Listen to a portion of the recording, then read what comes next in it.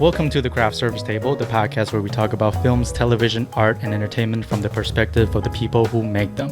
I'm your host, Howard, and joining me today is writer, producer, performer, co-host of Free With Ads podcast. She has made appearances in the popular Netflix series Unbreakable Kimmy Schmidt, Comedy Central's At Midnight, and College Humor. She has worked with Gillette, Nickelodeon, USA Today, and now she's known as an on-screen talent on the popular YouTube show Good Mythical Morning, with a written link and over at the Mythical Kitchen channel.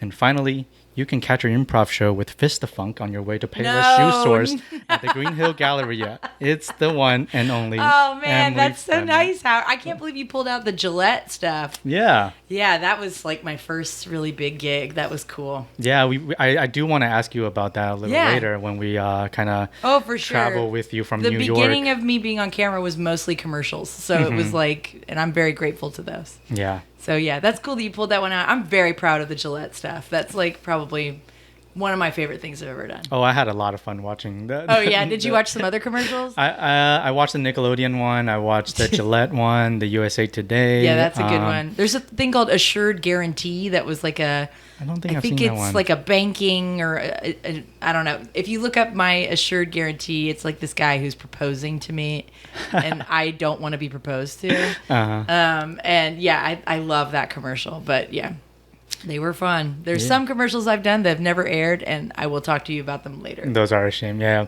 But welcome to the show. Thank you. This is interesting because we are not in our current location where we're shooting. We are in your studio. This is my apartment, which is technically a studio, and I plan to file it as such on my taxes this year. On your taxes. Fuck yeah, man. I'm so tired. But you know, there's like this whole square footage thing or whatever. Luckily, I have a tax guy. He's very expensive. I always file an extension. I want to look into that. I've never done it on time, ever. Right. No. Yeah, I want to look into that because, like, as freelancer, you can technically, like, tax deduct your car or some shit like that. Freelancer, like, if it's 1099s, you can deduct a whole hell of a lot more than if it's a W-2. Because also that stuff, the Trump administration, not to get political immediately, but when I got my first writing job in 2017, that was when Trump started office. He started doing stuff to the entertainment business where if you have a W-2, you cannot write off manager and agent and union dues. You can't do it anymore. Right. Isn't that crazy? You used to be able to do that. Now you can't. You can only write it off if it's a 1099. So it's almost like he's encouraging you to not be in a union. Yeah. Yeah. I think we're all going to die soon. Nah. I think we're going to live much longer than we'd like to. I like to think that. That's the curse that I think is really going to happen. I would like to think that. That's very optimistic of Thank you. We have, you got us drinks. You got us Yes, I did. Modelo. Oh, I have a shot of Four Roses. This was a bottle of whiskey. The liquor store up the street, the Liquor Fountain. Great liquor store. I'm friends with the owner. He got me a Four Roses bottle of whiskey for my birthday a month ago. You should be so proud of me. I haven't gone through the whole thing yet. So I figured the last a big of it, bottle. It's immediately 2 shots are what's left. Are we downing this thing together? Yes, we are. Unless you would rather sip, which you're welcome to do that. I usually do it in 2 sips, but I can down it with you. I like to sip with a beer. You chase it with a Modelo? Well, no, okay. When I go to a bar, I tend to get a whiskey neat. Okay. With a couple dashes of bitters. As you should get your whiskey. And then I get a beer, and I kind of just sit back and forth. So we don't have to shoot this. Let's do a sip back and forth. Sure, let's do that. Let's do that. We'll have a sip, though, right now. Cheers. Cheers. And then a sip of the beer. I'm telling you. Wait, that's good whiskey, actually. Four Roses isn't bad. I never had it before. It's pretty good. Yeah, I wasn't a big Four Roses person either, but he gave it to me for my birthday. Left it at the front because it's also the return address for my jewelry line that I have. So when people need repairs or something, they just send it to the liquor store. That's so funny. And that's where I go. So I was going to get a repair that I've luckily, knock on wood, this isn't real wood. I haven't had any returns yet, but I have had repairs. So cool. People are nice to me. But yeah, so he gave me this. But by the way, your Curb Your Enthusiasm hat. Have you worked on Curb? Unfortunately, no. My girlfriend works at HBO. I haven't even watched it. I'm a fake fan. Can I be honest? People aren't going to like this. Oh. I have a hard time watching cringe humor. So like Nathan For You and Curb Your Enthusiasm. Seinfeld? I've met... Is that cringe? I don't know. But the cringe stuff, my life is so uncomfortable and cringy that I just don't need to watch any other scenario because I've just lived through some of the... And I will probably do something incredibly cringy today during this. We all do. Or tomorrow at work. I probably will. I'll see you tomorrow. I got to shoot things tomorrow, and I guarantee you I will do something humiliating that I will immediately regret and then stress about for the rest of the day and then dream about and cry about. And that's just life at this point. So being a cringe person yourself, as you said, don't you think it gives you a portal to like understand cringe humor and like cringe humor a little bit more? I don't like it because I don't like the cringe that I live in. I want to watch people being happy and like doing good. I want to watch people having a good time. Like I want to know what that's like. Like what we are doing right now. That's true. I am having a great time. Right, cheers. Cheers, Howard. Cheers. Do you want to tell them how we know each other because we work together at Mythical, but you hang out in the loft where I hang out. Yes. I have an unofficial desk. I thought it was official at this point. It is now. I put all that shit on it. I have a baby, like a teeny tiny piano on there. I've got like all this stuff. I just cleaned this desk. And now I sit next to you because there's an empty desk next to you. Desk yeah, I claimed that one. Next to it. I just dusted it, by the way. It was getting dusty. Thank you. But yeah, no, it's so nobody really hangs up there because it's hot. It is really fucking hot. The loft is hot. It's, it's elevated. There's a fan they put up there, which is hilarious. There is? They put a little fan up there just to like spit a little bit of air at us to do fucking nothing at all. I've been missing out. But it's just, that's the nature of a loft, I guess. It's like, but I still like it up there a lot. Yeah, but that's how we met. I was at the loft. I remember the first day you got to the loft. Yeah. I don't know if you remember that. No, I don't. I was just like hanging out at the loft. Was I bitching immediately? Yes, Maybe like 2 sentences.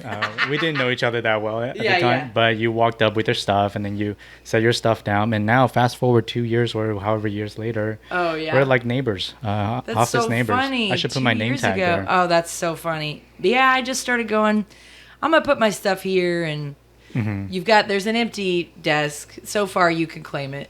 I hope I can keep claiming it. Well, you got to dust it. Quit making me dust it. I'll put my name tag on there, and then from there. Do you have a name tag? No, I don't. I don't think I deserve one. My name tag? My name is spelled incorrectly. No way. Is it two M's? Yes. Oh my god. Yeah. That's hilarious. You know what?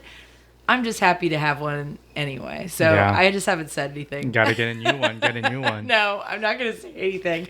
I think it's kind of funny. I feel like the redheaded stepchild now up in this loft. It's like I'm like Cinderella up in this. Please let me down from the loft.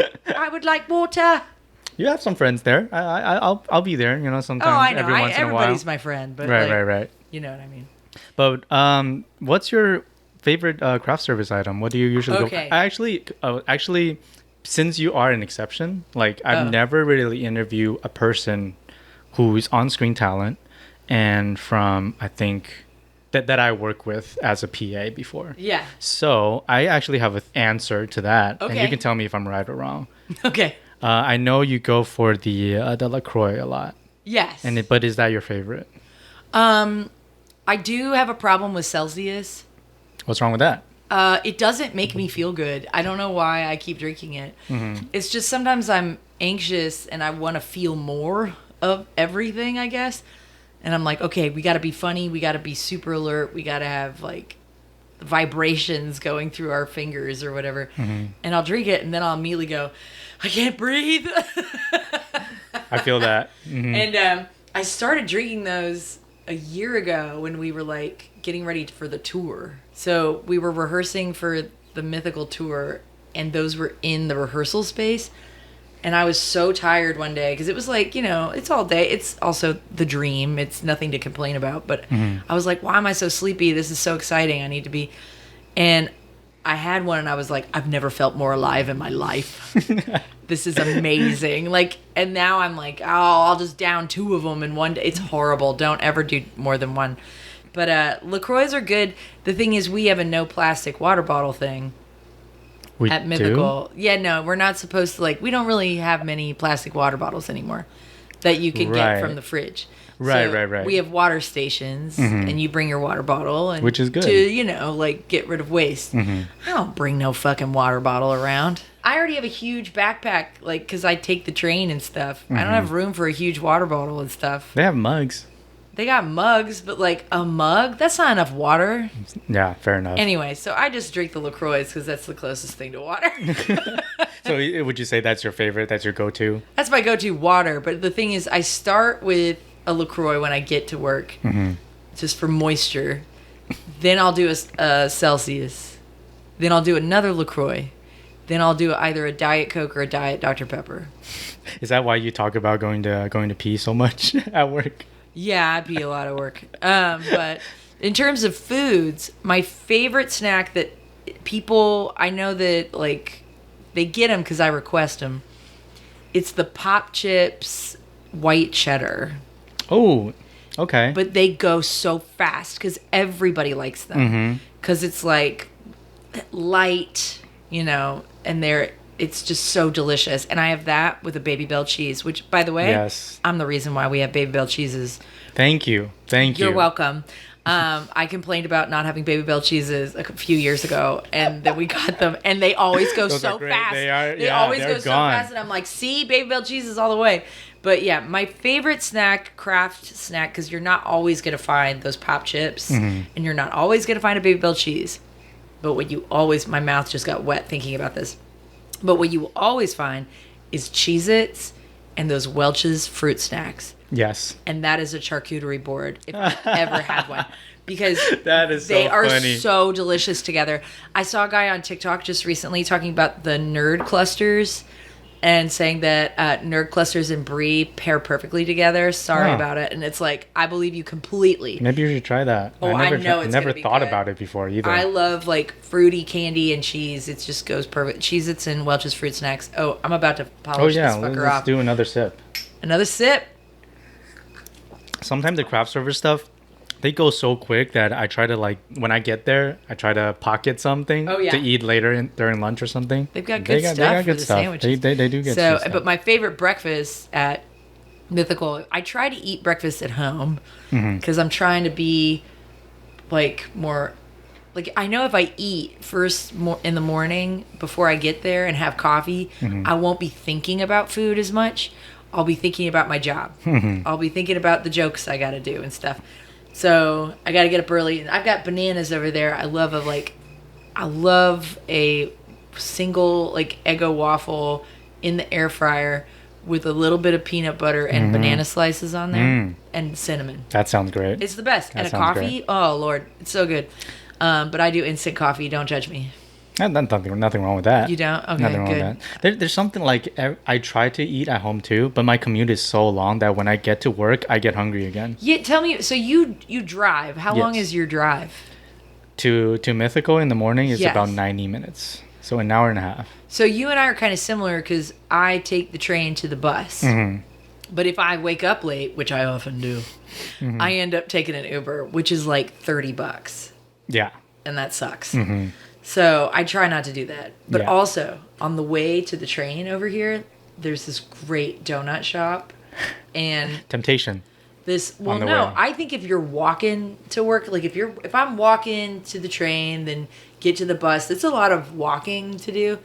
And the sugar rush from a glazed donut and a coffee with a couple of, Coffee Mate creamers in there.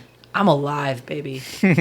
And then I'm not thinking about any Celsius. I'm not thinking about any, I'll get a LaCroix, but I'm ready to go. Right. It's when I rush there and I haven't eaten that I'm like, then I'm just chowing down, food and stuff. And then I feel gross. So, I got to do it. But a donut and a coffee, I'm not hungry for quite a while. That's good. And then I'm not snacking so much at Crafty, but... Those Welch's fruit snacks, man. Oh my God. I try not to get near them. They're so good. They're so good. So good. Yeah. Well, yeah, we decided to do an episode together. I think it was a couple weeks ago when we struck up a conversation at the loft. Yeah, I falling asleep on that couch upstairs? Were you? No, I think we were just eating or something. Oh, yeah. I usually pass out in that loft occasionally. Right. I think right after our conversation, you said you wanted to go to sleep. And yeah, that's when I put my legs up. But they got rid of that couch, man. I'm so bummed. Sadly. But we were talking, and we were talking about work stuff, and we were talking about your Etsy stuff, and somehow our conversation ended up talking about the industry in general, and also Chappell Roan. I don't know if you remember that. What was I talking about with Chappell Roan? It was, we will loop back to this a little later, but it was just basically what I have the opinions. drama shit. The drama stuff. Yeah. But as I said, you are an on-screen talent, which makes usually I don't have to do so much research for my guests, because usually they're crew members. Oh, cool, yeah. And they don't have as much stuff online. I've got some crew stuff though too. Like I've worked backstage at theaters and things, so. Yeah, but to bring us up to speed, I want to get to know you a little bit. So how did you get into the arts in the first place, and like what's your superhero origin story? I've always wanted to do it. It's just never been. I've never known any other way to be. My parents are both musicians. When I was a baby, they were both performers in Eureka Springs, Arkansas, on this thing called the Pine Mountain Jamboree. It was this kind of, when you go to a small town and they've got like Branson, Missouri is like very famous for this kind of thing. It's like a local theater that does musical medleys and stuff, and they have this. That sounds amazing. It is. Yeah. It is. If you look up Branson, Missouri, like entertainment or something, you'll find these small theaters that do probably country and bluegrass standards. And they also, it's kind of churchy a little bit, but it's like, music. They probably do some Jersey Boys songs and things like that. There's a lot of patriotism thing over there. Yeah, you're going to run into that. But so Pine Mountain Jamboree was you did bluegrass standards. So I'll Fly Away or Keep on the Sunny Side. There's all these songs that are like standards, right? So my parents were both in the show. My parents both play instruments. They both sing. So they were wearing like matching. My mom had like a hoop skirt, like matching outfit situation. There were like 3 women who sang, 3 men who sang, and they also played instruments. And then there was like a comedian guy with like one tooth and an overall that was half undone, and then another host guy. So they did that for like 5 years when I was a baby, but they were 2 years in when they had me. And I don't know if I remember watching them. I was there a lot. My mom told me that there was a lady who watched me. Yeah. Who I would sit in the front row, and she had enormous breasts, and my little baby head would be asleep on her breasts, and my mom would be so jealous because she was like, I want to be asleep on those huge tits. Like, it looks so comfy. And so I got to have this nice big breasted lady who just like cuddled me while my parents were on stage. Right. So I feel like this idea of being on stage and performing, there's no way I wasn't going to be into it. Do you know what I mean? Like, it just was part of it. And I also think my parents probably made me feel like a star a lot as a kid. I have very nice parents who have made me feel special ever since. But you never ever considered doing music since your parents are musicians? No, I had no desire to play an instrument. I don't know. They tried to make me play piano. I think a Southern girl thing is you have to take piano lessons. That was always like, I think back to, what am I thinking about? Pride and Prejudice. When you watch that shit, maybe that's not a Southern thing, but it's like, do you knit? Do you play piano? Right. Do you play the pianoforte? Yeah. Do you draw? Do you do all these things? Like, girls were expected to kind of do all these things. And I think my family in particular, there were a lot of pastors in my family. Like, my mother's grandfather and his father were all Methodist ministers. And so I was in choir at church. And that's kind of where I learned to sing. Right now, my voice doesn't sound very good because I partied in Florida a week ago. So my voice sounds like shit. You were in Florida a week ago? Hell yeah, Holy I was. Shit. I went with one of my best girlfriends who does my hair. And we went to Fort Lauderdale because she's got family there. Damn. And to watch the air show, which is like the Top Gun thing where the planes go up in the air and they just drop. It's crazy. I got a terrible sunburn on my chest because I forgot to put, I'm an idiot. I just went to the dermatologist and they told me everything looked good. And then I just burned. Fucked everything up. Fucked everything up. It's horrible. Not good anymore. But no, I'm going to die. But I think that it was expected of my sister and I to play piano. And we just I hated it, but I loved to draw. That was like a huge part of my life. I'm painting and drawing. I don't know. You can kind of see. I did this Tim Curry up here, and then that was a Marilyn Monroe painting that I then turned into Tim Curry. I have a TikTok of it, and I'm about to be. There's a couple other paintings I'm working on. Couldn't tell at all. Transitioning other stuff into other stuff. So I found here. I'm gonna get up real. No, never mind. There's one there. It's a bowl that I found, and I'm painted over it, and I'm transitioning it into Tim Curry from the movie Legend, where he's basically the devil. Playing. There's an ice cream truck. Because I live right next to a laundromat, a 24-hour laundromat. That's a new update. It was not always 24 hours. Well, that's good. It is now 24 hours, and people are partying in the parking lot.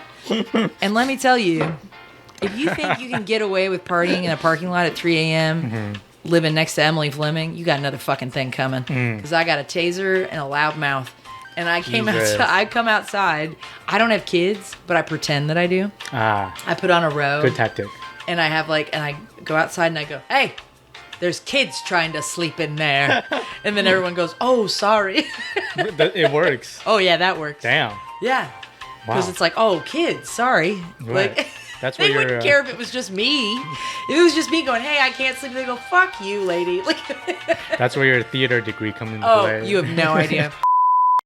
But yeah, no, I think that the other thing is my dad showed me Pee Wee Herman when I was like 2. Yeah.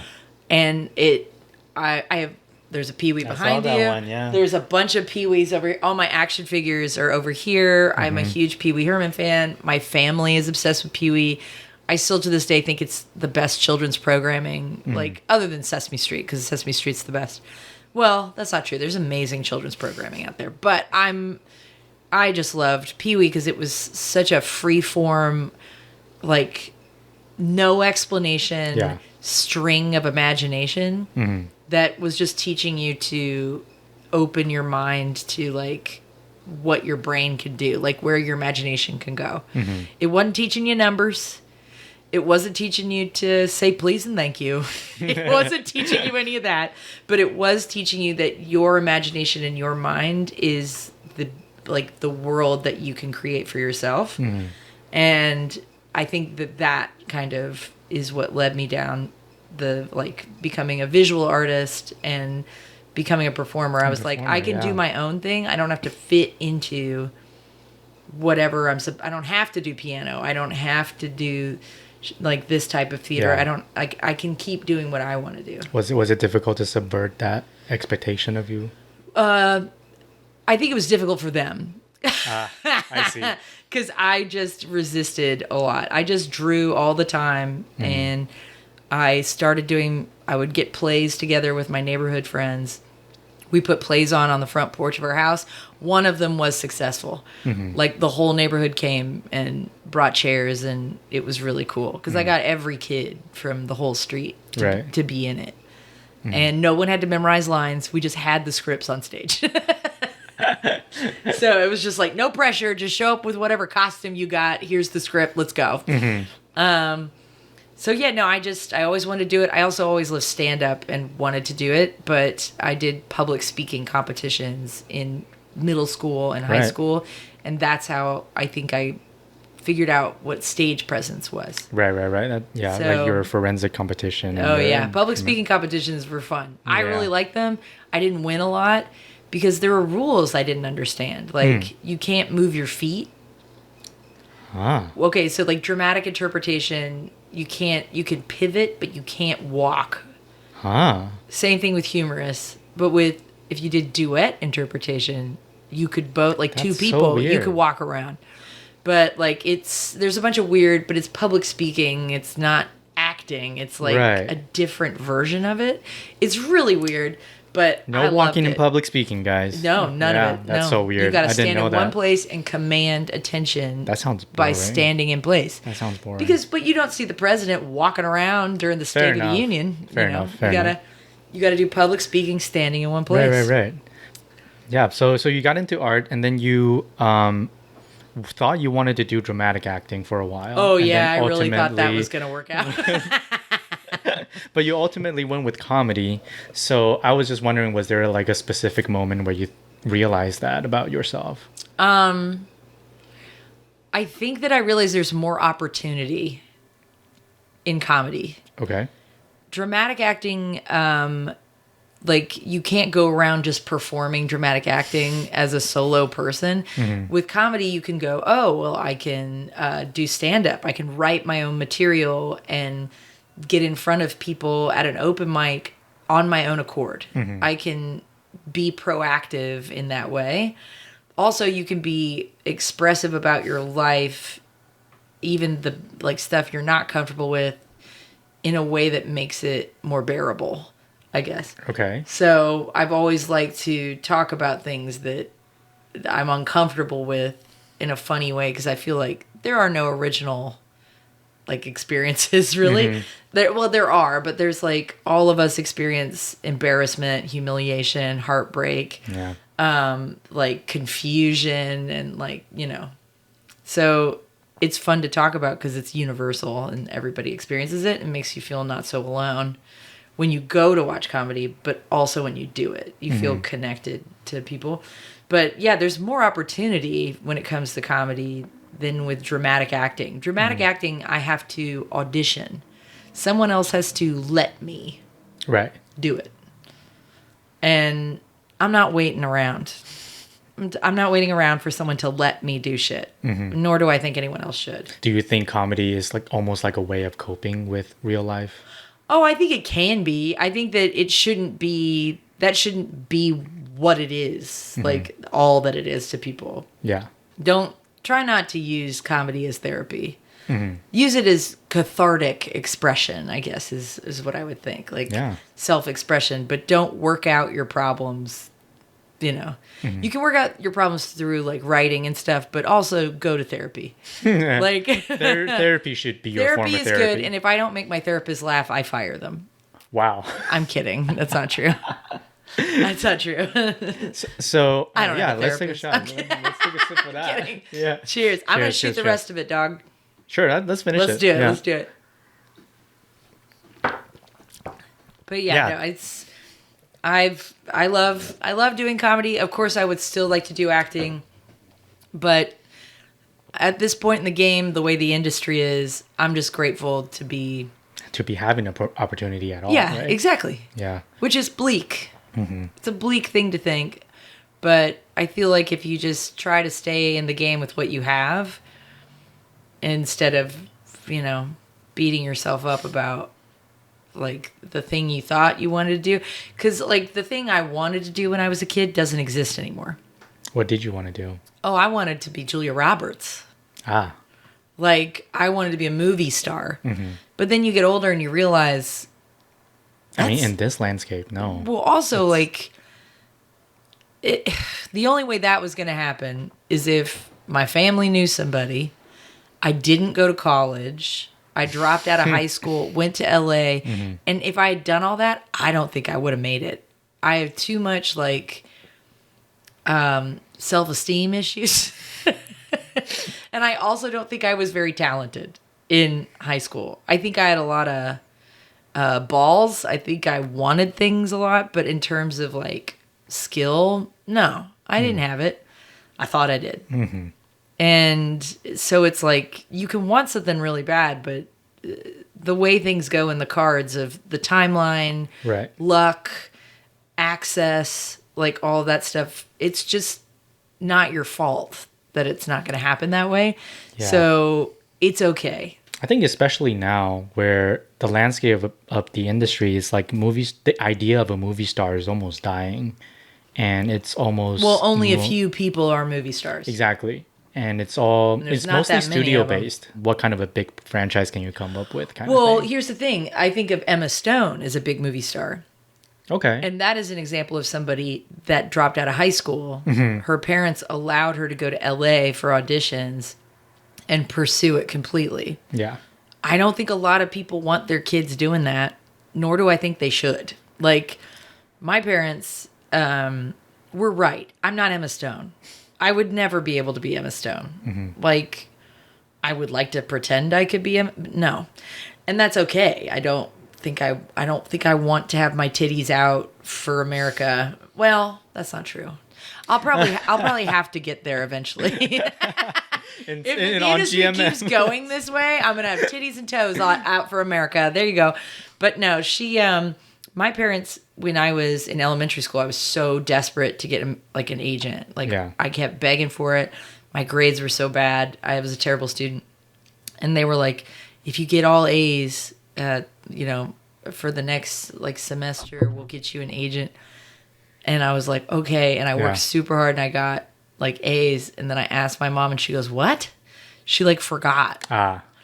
And then we went to an agency. I think I was like 9 or 10. We went to this like Barbizon kind of place, modeling school, and met with them.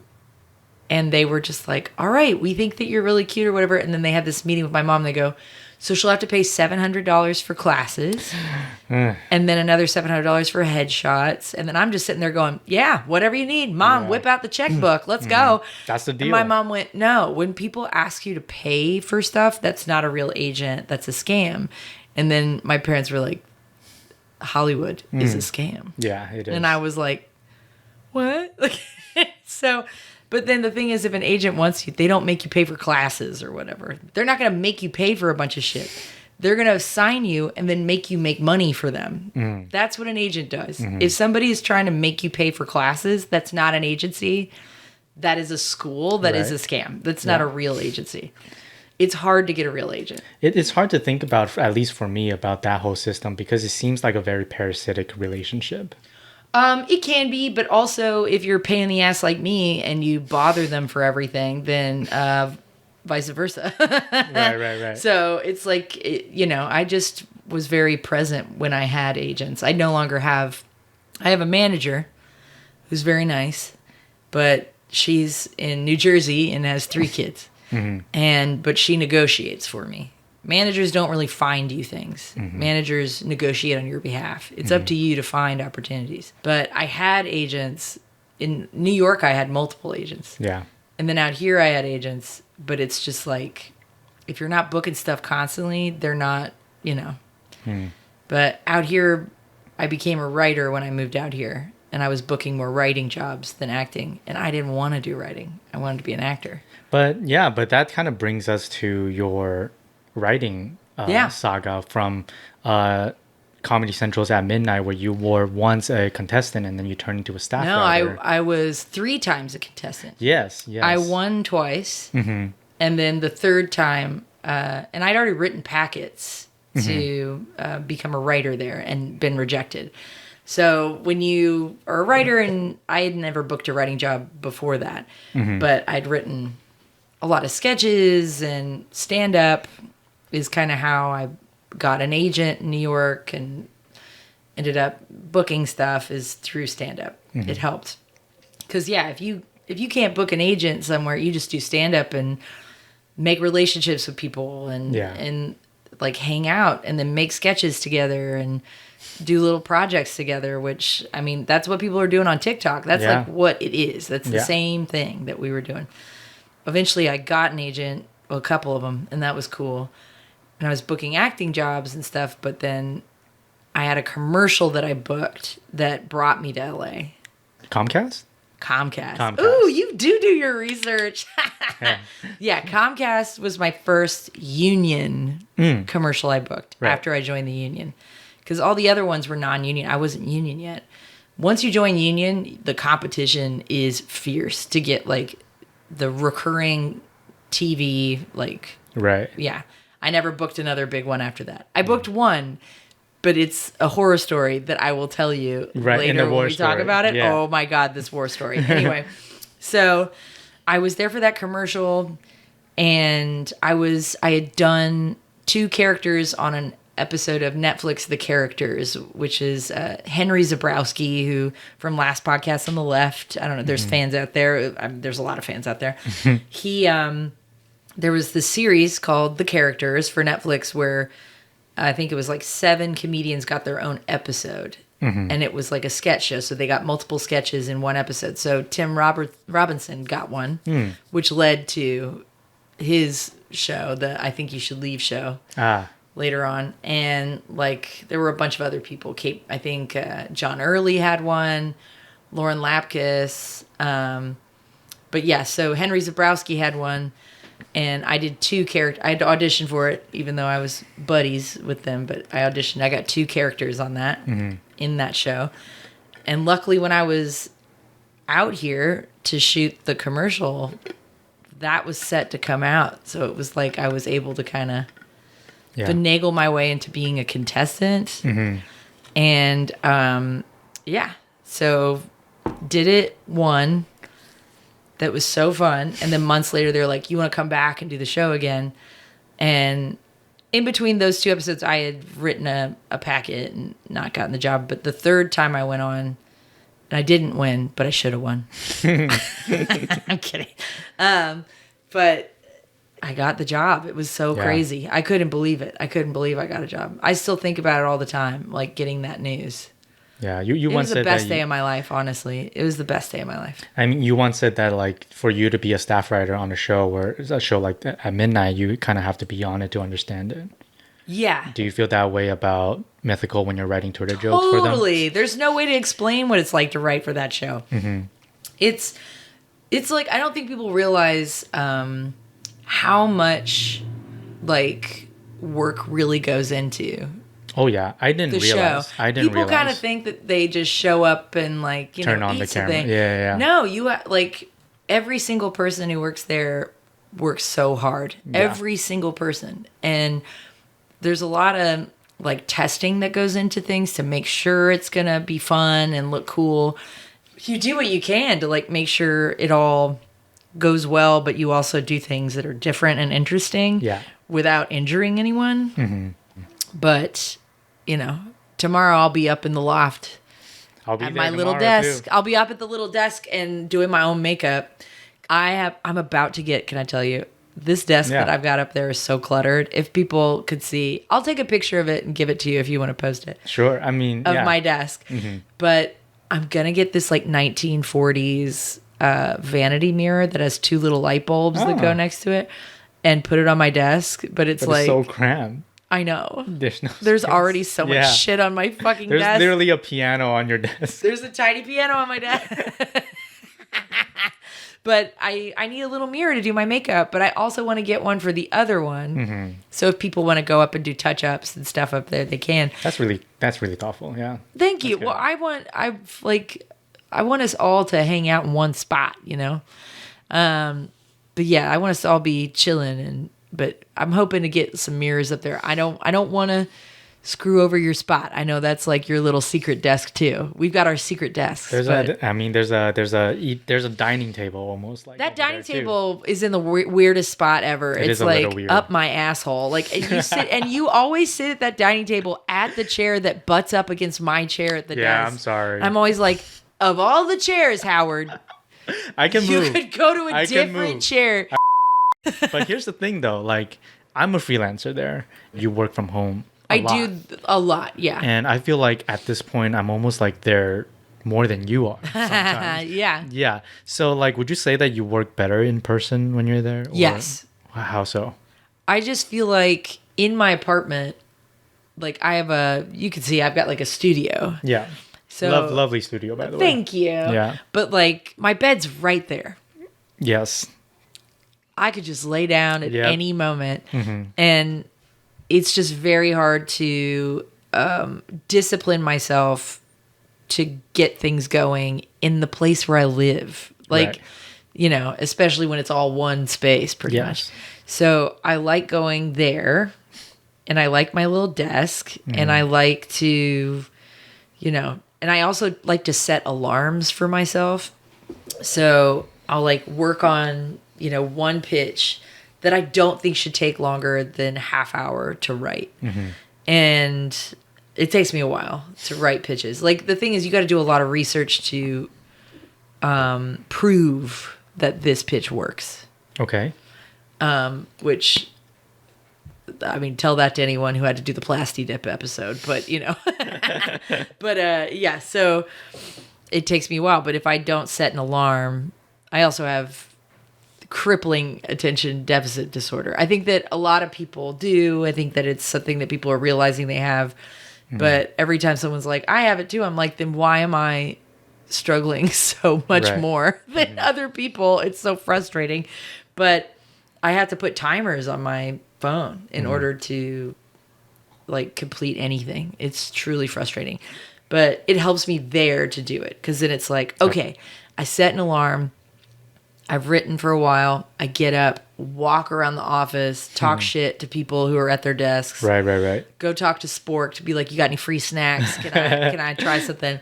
And then go pee, go back upstairs, get back to work. So having people around almost like help you focus on Yes. things. It gives you like a little, because sometimes it's like I get frustrated with writing something too, where it's like I'm stuck. Yeah. I can't figure out, this sucks. This pitch sucks. I hate it. But I know there's something here. And then you get up, pee, walk around, and then you come back and you go, got it. I got it. Like it just took a change of scenery and a walk around to do it. So, yes, being around people, especially brilliant, creative, fabulous people like that, like, it makes creating a lot easier. Yeah. Do you want another shot? I see your. I don't have any more whiskey, dog. Oh, we're done. We're done. That was all that was left. Okay. Cheers to Modelo then. Cheers to the Modelo. Let's get another refill. Should we take a break? We can. Should we take a break? Another refill? I want to chug this and then. I'm not gonna chug this. But You're not gonna chug this? Howard's a pussy. Hey, come on, I gotta drive for you. And you're on screen too. I am on screen, and I love every minute of it. Yeah. So what makes Mythical such a good place or a safe space for you to like fully express yourself like that? To be honest, I wouldn't have known it would be. It just, I feel like if you watch Rhett and Link, they to me are the Southern Pee Wee Herman, like in a way. Do you know what I mean? It's not as like, it's not as like scripted, deliberate. There's not like puppets everywhere. Sometimes there is.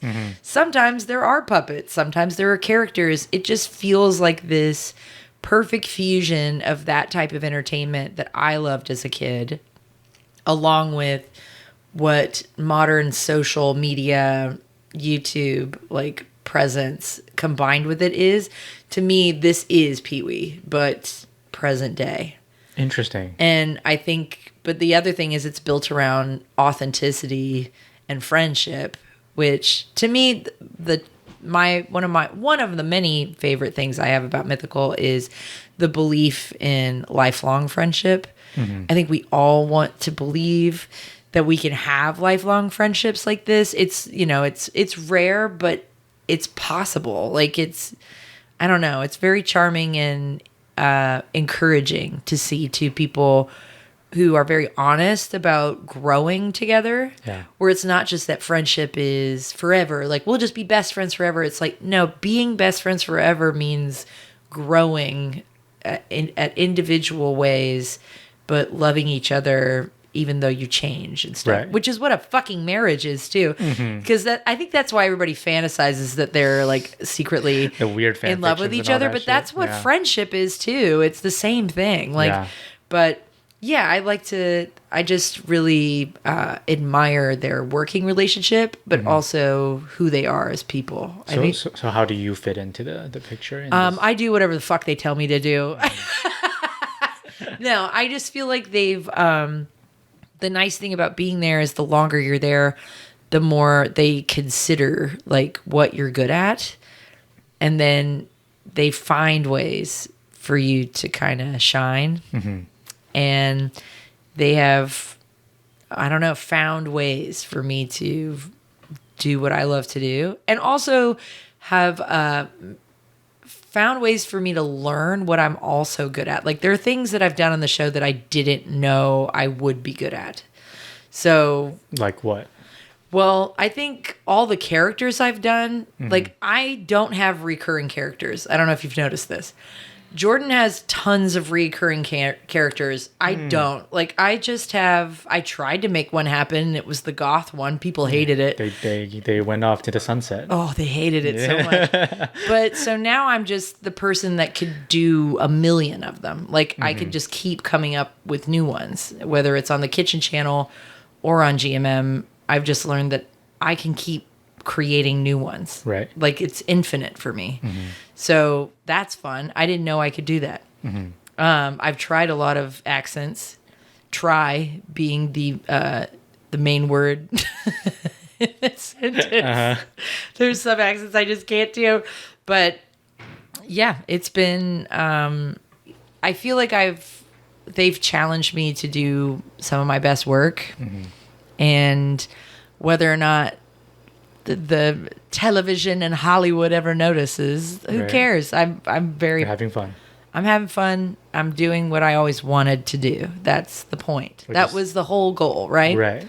So, yeah. And I think that when I was a full-time writer, learning that I was actually interested in science and that I could figure out experiments and making, life experiences into experiments. So, like, whether it's challenging people's beliefs in if they like soda from the McDonald's tap versus a can versus a bottle, or things like that, you pitch things and then you get to watch the question that you've put forth into the universe be put into an episode. Yeah. And it's pretty lovely. It's really rewarding to watch it happen. And then you get to be proud of like the numbers of people who watched it and the opinions that people have about it. And you just don't look at Reddit. Never look at Reddit. Just don't. Oh, horrible things. I had a couple of things recently that, I can't look at it anymore. I just can't. It was stuff about my appearance and, being older and people kind of looking at a younger version of me and being like, is this the same person? But it was me from 10 years ago. But then it was just like, because the thing is there's celebrities who they age, everybody ages. But when you're on YouTube, you're like, who gives a shit? Right. Do people really give a shit if I age? Yeah, they do. And say I look like shit, but not on YouTube, dude. Like we're like, come on. Chill out. Yeah. Like I'm just like you. I just happen to work for a YouTube show. Right. Like don't rip my asshole open. Like I'm just a normal person. Yeah, and I think living in a studio, goddamn apartment, doing a podcast with my coworker who has a desk next to me in a loft that neither of us officially have. Neither of us officially have those desks. I don't deserve one. And you want to call me worn out and old? Fuck you. It's so crazy that people want to tear you down when you're already like just like them. Like we're all, following our dreams and stuff the best we know how. It's the age of the internet, right? It's so easy to just like look at people on the screen and be like, yeah, that's like some do it to the rich ones. I don't give a fuck. Like leave me alone. It takes a lot of the humanity out of people and the connections that we have. That's true, but I think there's a lot of humanity in ripping people apart too. Because if we rip on the same person, that's a connection, right? Oh, it really is. Right, it's true. Yeah. I've tried to like be a lot better about that because I did that too, especially when I was younger. I would be like, who does this, actress think she is? I could do better than her. No, I couldn't have. Yeah. Also, she's doing a great job and fuck you. Like it's her job. Quit being I don't know. I get being critical of stuff, but when you start criticizing people's appearance, it's just low. Yeah. It's low, and it's also just like we're all just fucking skin bags trying to pay rent with brains in them. Like we're doing what we can. I lotion this thing. You should have seen how much lotion I put on myself before you got here. It was crazy. I got 2 silicone clear patches because I sunburned myself so bad. I got these reusable silicone like patches on my skin because it is peeling off. We're all gonna die, as you said, but we're gonna live longer than we like it. It's this weird celebrity culture that's like very prominent recently that I just absolutely do not understand and hate almost. Yeah. Because like these celebrities, like they are human and they're people, and I feel like a lot of people just treat them like worship them as like gods who have never made a mistake in their lives. Yes. Well, I think when they put out a product that connects with you, like music, I think that the way people love Beyonce makes a lot of sense to me. It's just like this music is so good, and she's such a good artist, and she's singular in what she does. So it's this, like, there's producers and all that stuff who are amazing too, but like, I feel like music is a little different than anything else. I don't know. So I guess, like, bringing it back to Chappell Roan in this conversation, like, how does that, like, what do you mean by that? And like, last time we were at the Love, you said, like, everyone loved Chappell Roan until she started talking. Yeah. So what was... People love to build up female pop stars and then tear them down. They love it. Why? What is the takeaway? I don't know. I think it's kind of like how... were you ever into a band that only you knew about, and then they got super popular, and then you were like, fuck them, they suck? Have I? I don't know. I think I've probably done that. But it sounds very familiar. Yeah, it's like that thing where it's just like you didn't know them before they were, Yeah. Where it feels like when something gets popular, it somehow abandoned you. Right. And I think people feel that, where it's like, it no longer connects to me because it connects to so many other people, and that means I'm not special. I understand. I think a lot of people feel that way, and I get that. I think there's I can't think of something, but maybe movies that have had a resurgence or something, and people discover them and didn't know about it. I've had one, actually. What was it? It was Aurora. I don't know if you know her. I don't know Aurora. Oh, yeah. Yeah, that one. So I found her when she was just like a teenager. Yeah. And then now she's everywhere. Well, is she though? Like, I see her everywhere, but she ain't on the pop charts. Like, well, she's not like mainstream, but she's damn popular funny. now. Yeah, she is really so funny. She talks about masturbating a lot. Yeah, she does. She talks about her period a lot too. I know. I love her. She's super funny. But I loved her. Yeah. And then she blew up, basically. Yeah. And I feel the same way, as you said. Like, now I feel a little less special because I connected with her music. Yeah. And now it feels like, is everyone listening to her because that they connect to her music, or just because she's cool? Exactly. Yeah, and you have no control over that. Yeah. But it makes you kind of not like it as much because you feel less connected because these people are listening to, you know what I mean? I feel like there is a mass consumer feeling of that, where it's like, I found her. I'm the, like, so it's also like you are her by association because you found them first in a way, which I understand that feeling, but ultimately you have to let people be successful. But Chappell Roan is super young. I remember during the pandemic seeing a lot of TikToks of her performing in like shitty venues. I've seen stuff. those, yeah. And I was like, this girl's cool as hell. Like, and there was this one song, Casual, that really spoke to me because, I've dated so many guys that were non-committal, but all of the actions and experiences you have with them feel intimate. Like, everything is incredibly intimate. Yeah.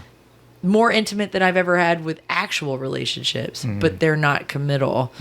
And that heartbreak is so much more painful because it's like, I don't know. Everybody has experienced this, I think. And so you know why it's painful. But that song, the melody, the lyrics, everything was, God, it grabbed me by the fucking balls. It was so good.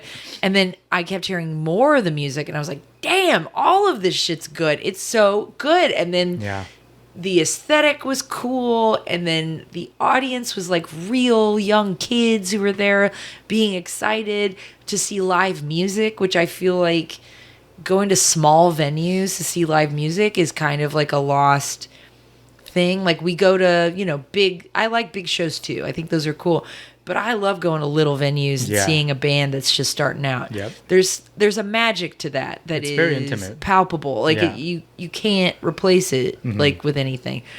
And then now she's so big that you're not going to get to go to the little place and see her. She's too big. Yeah. So that magic is kind of, it's fleeting, that little tiny bit of magic. Right. But then, and when she talked and stuff, I liked it when she talked, but then people started asking her about, when the election was going on. Oh, so that was the drama. That was part of the drama. That was the beginning. But it was like everybody had to dance around. like a bunch of stuff. Like the person has to be perfect. Just like how I think a female pop star is supposed to be perfect. You've got to have the right answers all the time. I don't see anyone asking fucking, who's the guy that does backflips off of pianos? I can't remember his name. What are his politics? Right. No one gives a shit. Yeah. So like, no one gives a shit about what he thinks. Mm-hmm. They're like, get that jumpsuit on and do a backflip off of a piano. Like, it's just, I don't love the way she's answered questions and whatever, but I do think that the public holds female pop stars and female artists to a different standard than they do. And I think at the same time, he's like, why are these the questions that's being asked to? Well, I do think it's because she is like a beacon or a representative of the queer community. I do think that she's somebody that tries to uplift and represent for LGBTQ plus community. Yeah. So that in and of itself is considered political. I mean, it shouldn't. There's certain things that, should just be people. Be who you want to be. Being in a community and existing. But unfortunately, it is political. And so she's, got to be standing up for people if she's a representative of that. That's just something we hope and expect of her and her answers. And people who are like, oof. They're not good. They're not good. So you got a publicist, bitch. Use the publicist. Like, I don't know. It's driving me nuts. But yeah, so I'm a little bummed, but I think she's an incredibly talented pop star. But I think we love to find pockets of how to find the cracks, in people and bring them down. So how does that story affect the way that you present yourself online? Oh shit. I present myself exactly how I am, but I do think that I've enjoyed people being very kind to me and being very supportive, but in the back of my mind, I always feel like it's any day now. You think so? Yeah, that people don't like me anymore. I always feel that way. Because it just feels a little too good to be true sometimes, how, supportive and kind people are to me. So I just kind of go, I'm constantly telling myself to be mentally prepared for the backlash or the moment people turn. Right. Because I've just watched people do it to people so much. Especially for a non-camera person. Yes, and especially to women. Yeah, especially. But, or people who are non-binary or, gay. It's just people on the internet turn on people. So, but the other thing is, I feel like I don't have a huge fan base. I think you do. Nah. I would call you like a staple of Mythical universe. Well, thank you very much. But I also think I'm an individual outside of Mythical. You are. I do think that. But I coined a phrase, I guess on a Sporked episode where I get drunk, where I was just like, the few, the proud, the Fleming fans, where I'm like, they are the small but dedicated fan base, and I don't need more than what I got. Yeah.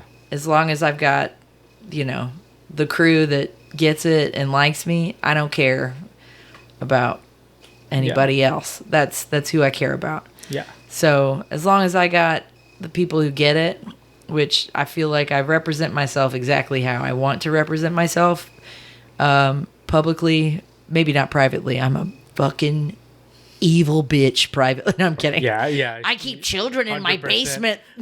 They make my clothes. No, I'm kidding. No. They make your jewelry. And they make my jewelry. Yeah. That'd be so funny. Like I could afford children or a basement. Like I could afford a basement. That's so funny. That's funny. Well, cheers to that. Cheers to that. Cheers to affording basements one day. Yeah. But yeah, no, I'm very proud of. I'm proud of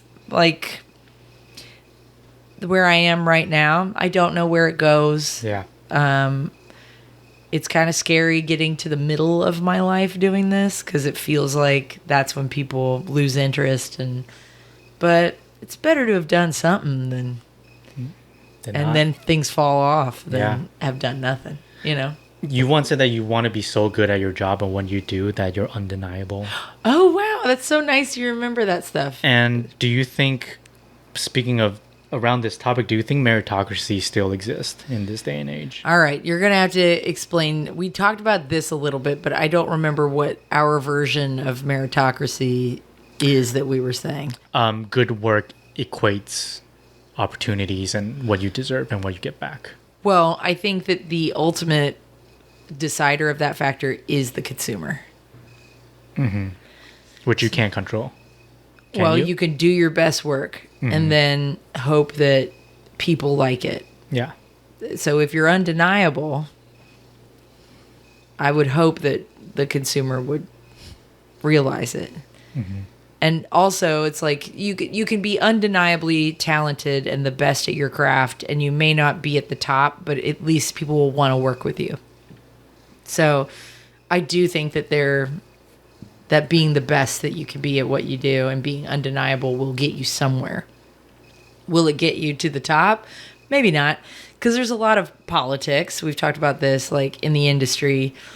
And then there's a lot of people who have a leg up in areas that you'll never have a leg up, whether it's connections or how they are. Or how they are, like personality-wise. Maybe people like working with them more. Mm-hmm. That's the other thing. There can be incredibly talented people that are fucking awful to be around. Mm-hmm.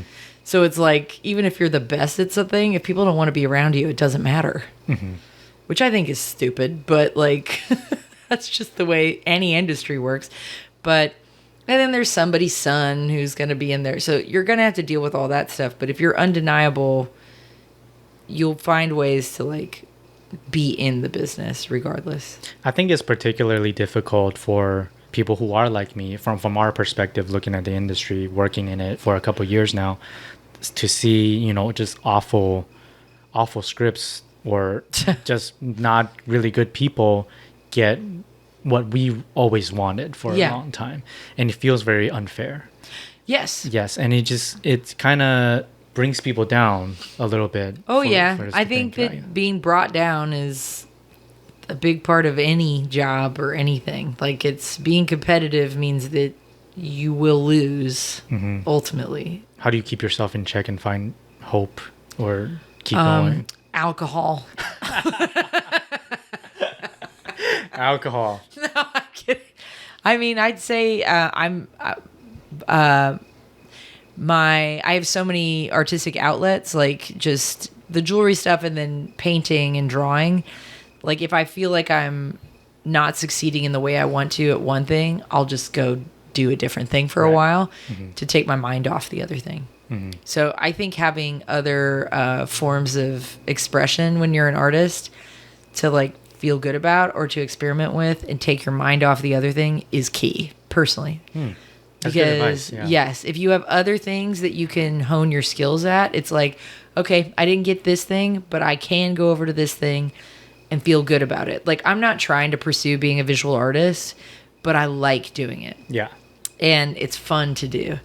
And I can, like, I post a few little things on the internet. People go, "Oh, I didn't know you could draw." And you're like, "Yeah, I can draw. Here's my studio art degree. Here's my draw." Exactly.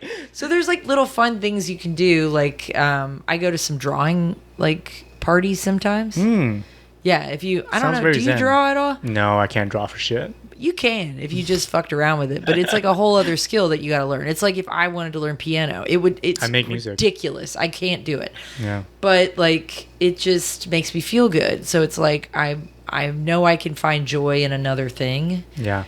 Also, working out. Anytime I feel angry or upset or sad, if I go running, I feel a lot better afterwards. Yeah. And I love to run. And so that's like the key to me. And also, I am spoiled in the way that I have parents that will be there for me, like, no matter what. I think surrounding yourself with people that know like how talented and wonderful you are, because sometimes I bomb in a GMM episode. Sometimes a joke doesn't go well, and I'm like, fuck, I just bombed that whole episode. And the way I talk to myself after it is the way I talk to anyone else, which is, you know who you are. You know this one thing doesn't define who you are as an artist. You're the fucking shit. Like, and that's when anybody else who's on camera at Mythical like goes, I sucked that time. I'm like, yeah, but you know who you are. I think it's hard for the first person perspective to see that. Yeah. When you do fuck up, when you are stuck at something, you just feels like you're untalented, that you're not worth what you're doing right now. But that's how I know to do that, is because I say it to other people so much and no one ever says it to me. So now I know I'm just supposed to say that shit to myself. Like, do you believe it? Yes. Who cares? Make yourself believe it. If it's a lie, cool. Like, I don't care. I'll believe a lie anytime. I like say lies to my friends to make them feel better because who cares? Like, I think that it's good to go, you've got this, even when they don't. And like, you're fucking special, even when they're not. And because there's things about them that are special. There's like, there's things about them that are gonna have this in the future. Having all of it? No, maybe. I don't know. But just whenever my friends feel like, oh, I sucked at this or this person, I'll be like, yeah, but you know who you are. That's all you have to say is you know who you are. And then it sounds positive. And then they can think to themselves, I do know who I am. And that fuels them a little bit more. Yes, it fuels me. It's all I have to say to myself is, you know who the fuck you are. Like, it's this one disappointment thing is not who you are. That's all I say to myself. That's very wise. That's all I have, man. It takes a lot to like to come to that, Well, it's just no one fucking says it to me. Right. And like, I feel like I'm so much better at comforting my friends than anyone is at me. So I just say things to myself that I wish people would say to me. I'll leave you a voicemail tonight. I'll be like, Emily, you're doing great. You know who you are. Yeah, you know who you are. I want to listen to your podcast, but I can't. I'll say it to you fucking too. If any day you like feel like you didn't kill it, I'll be like, Howard, you know who the fuck you are. I killed. It's like, exactly. I murdered out there. Because you know that it's not just like who you are is not who you are in this moment or who you've been in the past. It's who you know you are capable of being and how you're not going to give up. Who you are is a person that is not going to give up on being better the next day. I think the difficult part is that not that you believe that, is that other people around you that believe that because that you have that one fuck up or whatever. And it sucks. Could be hard to get over. Yeah, well, the thing is, sometimes people love it when you fuck up. Sometimes people are like, finally, they fucked up. Let them stew in that gross, negative, toxic bullshit, because that will ultimately bring you down. Don't focus on them. Be focusing on yourself. That's gross. Is that the cliche? It's gross to enjoy other people's failures. It's gross. Unless they're a piece of shit. Yeah, exactly. Unless they're an asshole. Then you're like, karma. Like, it's, But when it's like, somebody you're being competitive with or whatever, that's gross. Like, don't linger in, negative stuff. But it's like normal to have those feelings, I think, sometimes. But to catch yourself on it and go, fuck no. I'm not going to keep having that. That's a terrible feeling. I don't like that. Well, last point before we talk about some war stories here. Yeah. Speaking about who we are, you dyed your hair from blonde to red. Yes. And you said you never wanted to go back. No. And I'm curious as to why, and has the industry branding perceive you differently? That's it. Like, branding. I liked being blonde. I sometimes think about it, but like the red, I feel like the most precious like moments like with being with Mythical has been when I had red hair. So I don't remember a time where you had blonde hair. I had blonde hair, but it was at the very beginning, and then I just like I always wanted to have red hair, and I just did it, and I loved it. And then I was like, well, we're gonna keep doing this. I was in a little phase recently where I was like lightening it with the fantasy of going blonde again. And then I was like, no, I don't want to. It just feels like I'm on some t-shirts with this shit. I'm on like I like this being kind of, I think it suits my personality also. So what about the red so specifically that makes you feel I always this way? wanted to be a redhead. Like, I love the idea of it. Like, it just was, I think since I was like in middle school, I thought red hair was cool. I think Pippi Longstocking was like the first thing. And then Joan from Mad Men happened, and I was like, I want to be Joan. That I got to be her. But I just never had the balls to go for it because you don't know what you're going to look like.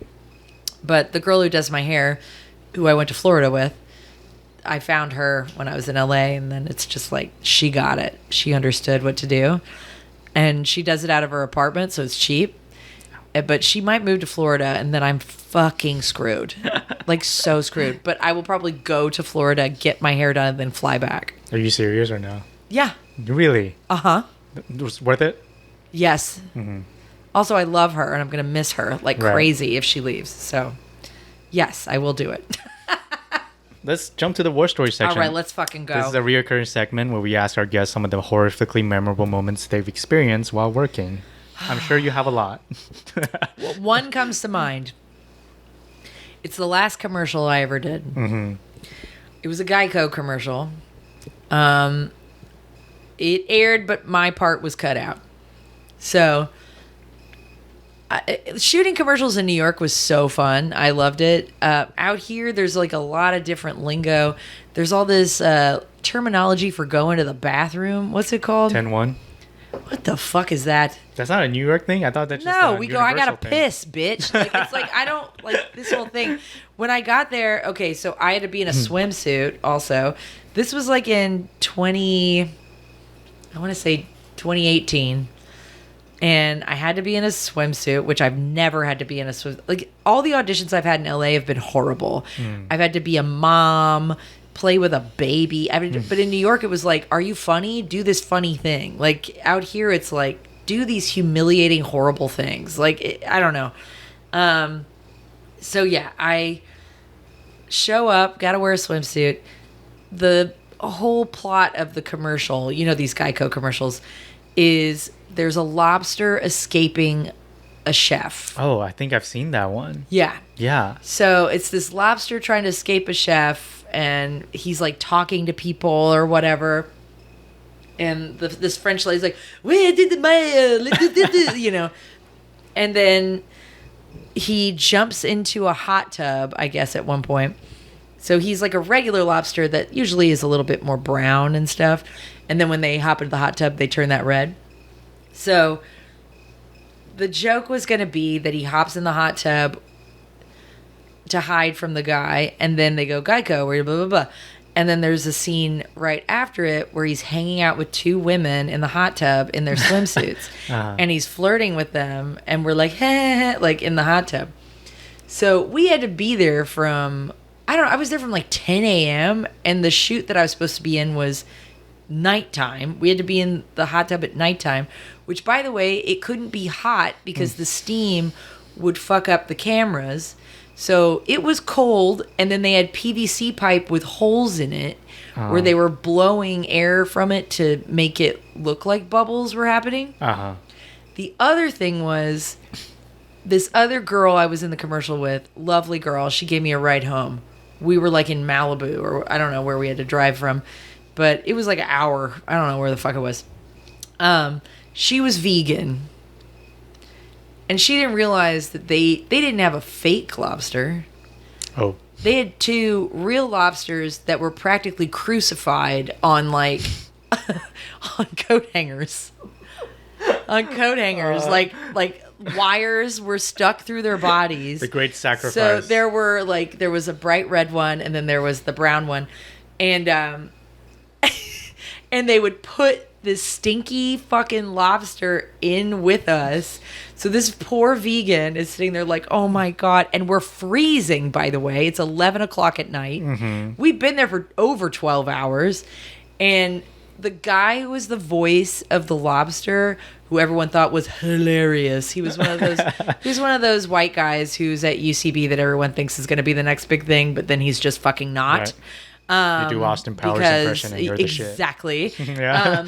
So he's over there. People are just laughing at him because he's got a mic and he's doing the voices for the lobster while it's sitting there, while we're freezing in this hot tub in swimsuits with our titties out. And this thing, it was so funny. This thing was just in the water with us, and I just kept going, let's just get the paycheck, girl. Come on, we can do this. But it was, that was pretty fucking hilarious. And then they just didn't use it. Didn't use it? They didn't use it. Our clip's not even in there. Oh my God. There's like 2 lobsters crucified in this stinky lobsters in there. They just put it in there. We're supposed to flirt with it and touch his chest and stuff like he's a hot guy. It was so funny. So yeah, I was hanging out with a dead lobster and a vegan in a cold hot tub. 11 o'clock at night, I collected my $1,000 that's the life, man. Day rate. Hell and yeah. then nothing else after that. Was that union? That was union? That was union. But then I wasn't in it. They didn't put it in there, so I didn't get any residuals. Rest in peace, man. R.I.P. Bullshit commercial. Yeah, exactly. Bullshit. Which is why I don't want to ever do commercials again. In New York, I did a lot of commercials that were wonderful, and I had such a good time. Yeah. But I was like, every experience I've had in California, I'm like, I don't get this whole commercial business here in L.A. This shit sucks. Yeah. Well, you did the Gillette thing. Was that in L.A.? No, that was in New York. Oh. That was can you tell me about that? That was the first audition I had after I got an agent. Where you had people kissing each other and all that? Yeah. So it was like, this was in like 2012. So commercials were starting to be digital. So it was YouTube. Like a lot of things were like websites and digital stuff. Yeah. Like news sites would have like, before you watch a news clip, there'd be a commercial. So it was a multiple like commercial thing. But I remember I was so broke in New York. I just was working retail. I had gotten fired from a retail store. And is it Foley? Foley. How do you know all this stuff? Well, you threw a watch at a lady? I threw a watch at a lady. Yeah. Shout out to that lady. Shout out to that lady. Hope you're dead. Yeah. You're such a bitch. Stop yelling at me. Yeah, yelling at me about a watch from the 1990s that I couldn't fix. Like, I couldn't fix it. It was from the 90s, lady. Yeah, I don't know. Anyway. So, yeah, I was broke. I'd just gotten a new retail job, which turned out to be my favorite retail job. It was a menswear store. And, but I first auditioned with this agent who told me I needed to see a speech therapist, by the way. I auditioned for that agent, and he was like, you need to see a speech therapist. You have a lisp. And it's because I have a fake teeth. I knocked my teeth out. And right. I have these implants right. with big fake teeth. So my speech changed. It did. So I have a consonant S. Like, it's a S that is more of a... It's not a S. It's like a hiss. Is that from the time where your sister... pull your Why do carpet? You know all this stuff? Yes. No, I stepped on the rug and she that was from okay. Yeah. So that's so crazy. Howard is like a researcher, dog. You should hire him at Hot Ones because he could he could dig in there. Please hire me. Please hire Howard. But yeah, no, he told me I need to see a speech therapist. I left that office in tears. And then my mom, I called her. I was like, he says I need to see a speech therapist. And my mom goes, well, we'll look around. Let's figure it out. We'll figure out what we got to do. He sent me out the next week to this audition, and I booked it. Yeah, hell yeah. Fuck that. Yeah, exactly. He just wanted to... Sometimes people just want to feel powerful, and they'll tell you shit, and then they didn't mean it. He wanted money. Like, putting me in speech therapy classes would, like, prolong the road to him getting money. Do you know what I mean? Mm-hmm. Like, they don't want to do that. Yeah. But yeah, it was this thing where I would do woman on the street interviews with people about making out with people with facial hair. Yeah. So, and I talked to evolutionary scientists.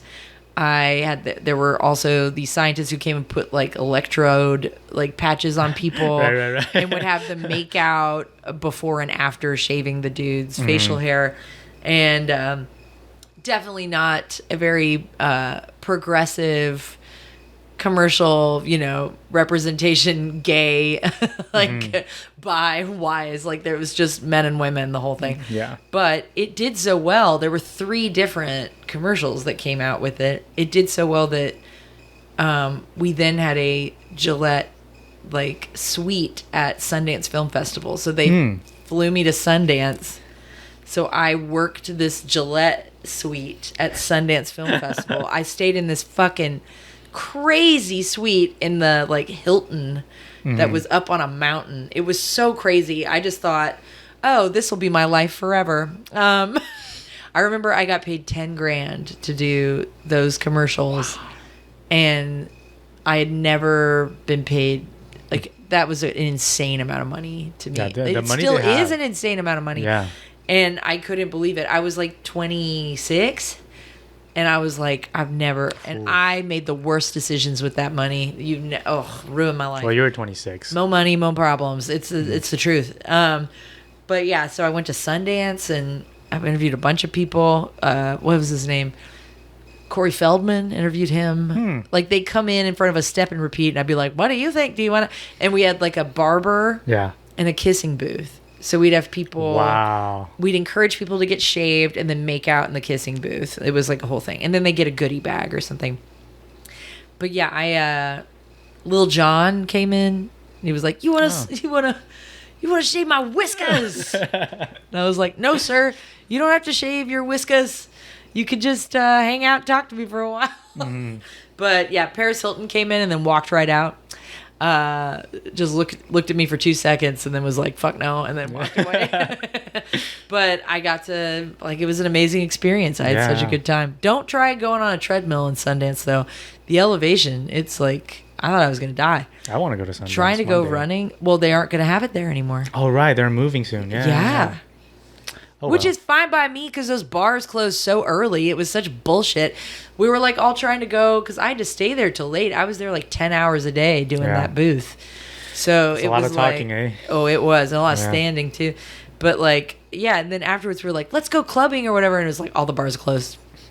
So you know what? Well, also Los Angeles, same thing. Yeah. These bars closed so early. New York, they close at like 4 a.m. As they should be. Exactly. As they fucking should be, man. I agree. Yeah. But to kind of wrap it up, I feel like you've lived a very colorful life. Thank you, Howard. And I feel like just from the stories you tell privately or even on GMM publicly, you know, and I personally see a lot of parallels. I love you too, Howard. I love you too. I personally see a lot of parallels throughout your life. I don't know if you see it that way, but you started making jewelry when you were a kid and now you're selling jewelry and you're still making them, and you worked in the customer service industry for a while as like at a restaurant or like retail, and now you're an entertainer, which is, I feel like, is another form of customer service. Oh, if you yeah, really think for of sure. it that way. I would say that to Reddit. Yeah, honestly. I feel like I'm just like gotta please trying to please you guys as best I can. So how have all of these experiences shaped your comedy and how you want to approach your work over the years? I feel like every human interaction is an opportunity to like learn how to like figure out what your best self is in a way, and like how to communicate what you're trying to communicate. Sometimes I'm not great at I communicate too hard. Sometimes I say too much, and I've learned I will never learn from that. I will always be too much. Like, that's the thing. I think that I don't think that's a bad thing though. Well, sometimes it could be a bad thing. But you know, I try my best and I make a lot of mistakes, but I think I've learned a lot from making a lot of mistakes too. But yeah, I just feel like every single opportunity, especially in show business, just live your life as hard as you can. Like, I don't know. Don't stay locked up in your apartment feeling bad for yourself. Keep humiliating yourself. Keep embarrassing yourself and apologizing, and then picking yourself up and continuing to go on. Yeah. Yeah. I think that goes for everything, though. Like, keep trying to, I don't know, learn from your mistakes and make a lot of friends. I've made a lot of friends through every job I've ever had. Retail, my besties from retail live here in Los Angeles now. One of them lives just a few blocks away, and she and I still hang out. Wow. And I mean, lifelong friendship. Yeah. Again, that's the fantasy, right? Yeah. And then my friend who's a makeup artist, she works at Mythical now, and we've been besties since New York. And she lives down the street the other way. And you just try to, everything about this industry is relationships. Right. Truly, that is what it is. The more friendships you can make and hang on to and reach out to people when you need help. And that goes for any business, though. Any fucking relationship. Like, just hang on to people and, like, you'll get somewhere. Do you think that's kindness? Well, yeah, I guess. Mm-hmm. I think kindness is kind of boring. That's like saying someone's sweet. Like, she's sweet. Who gives a shit? Like, kindness is also being thoughtful of people's time and energy. Yeah. So if you're just kind, you might be boring too. You can be kind, but you also got to be something else. Like, so is boring be more than kind. Be kind, but be more than that. You got to be more than just kind. Kind is bare minimum. Right. If you're not kind, fuck you. Like, you're like, but kind is bare minimum. Be more than that. Be yourself. Be bigger. Be bolder. Yeah. Don't be boring. Is that the number one crime? Don't, like, being boring? Yes, boring. It is the number one crime. Oh my God, yes. Being boring is the number one crime. 100%. You kind of grew up with people mislabeling you and saying that you're loud or lazy. Well, yeah, that's the ADHD part. Right, yeah, but... Which those things are true, but it's also more complicated than that. But you have this story in your timeline where it only really took one person to tell you that you're hardworking for you to change your mindset. Yeah. So how... That's very true. Yeah, so, like, was it difficult? Or how was it coming up trying to make a name for yourself to get rid of that mislabeling all these years? Well, the diagnosis of ADHD really helped with that. Mm-hmm. Like, of just knowing that, this feeling that I really believed in myself the whole time. It was just I couldn't fit into these things people wanted me to do that I just couldn't figure out how to do. I could not figure out how to get things done on time. I could not figure out how to shut the fuck up. I could not figure out how to, like, I just thought, oh, well, everyone else is having such an easy time doing these things. This means I'm just a bad person that I can't do them. Mm-hmm. And then I found out, no, it just means I'm different. And it's not good or bad. It's just different. But it made me understand that, like, no, I'm on the right track, if that makes sense. Yeah. And so, yes, I still, just because I have a diagnosis and I am medicated, does not mean I don't still have work to do. Mm-hmm. That doesn't mean I'm allowed to continue to be, I still have to try to compensate to, like, make work move smoothly, but there's some areas that I'm not going to succeed in. I'm not going to succeed in things that are time related all the time, unless it's really fast. If there's an emergency situation and they need you to write like 50 jokes real fast, I'm on it, baby. I'm right there. You're good at your job. What can I say? Yeah, but if you need me to write something within a week, you're fucked. I'm never going to get it to you. I'm so sorry.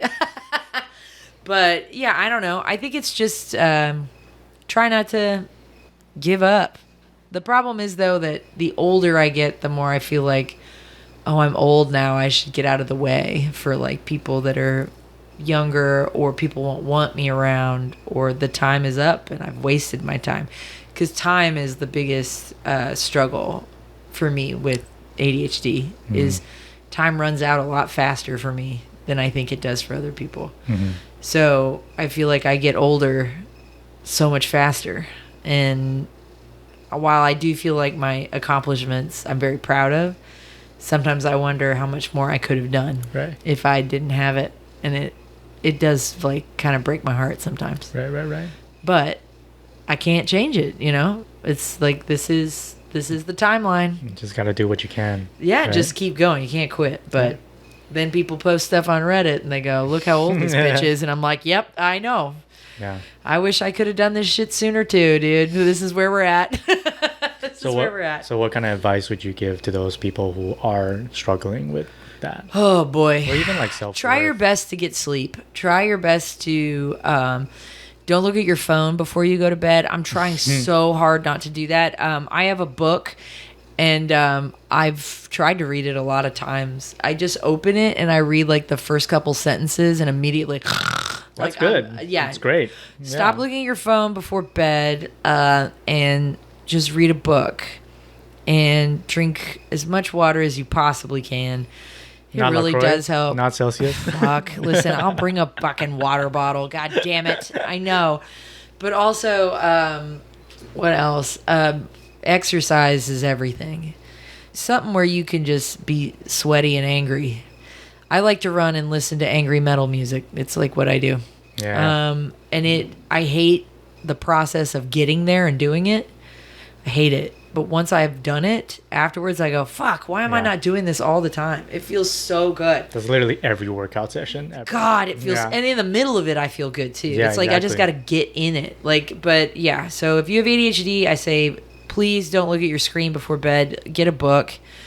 Look at it. Try to look at it. Yes. Get a book and then throw it in the trash. Yeah, just look at it. No, but just look at it and then just try to turn your brain off, because all those worries they're not going anywhere.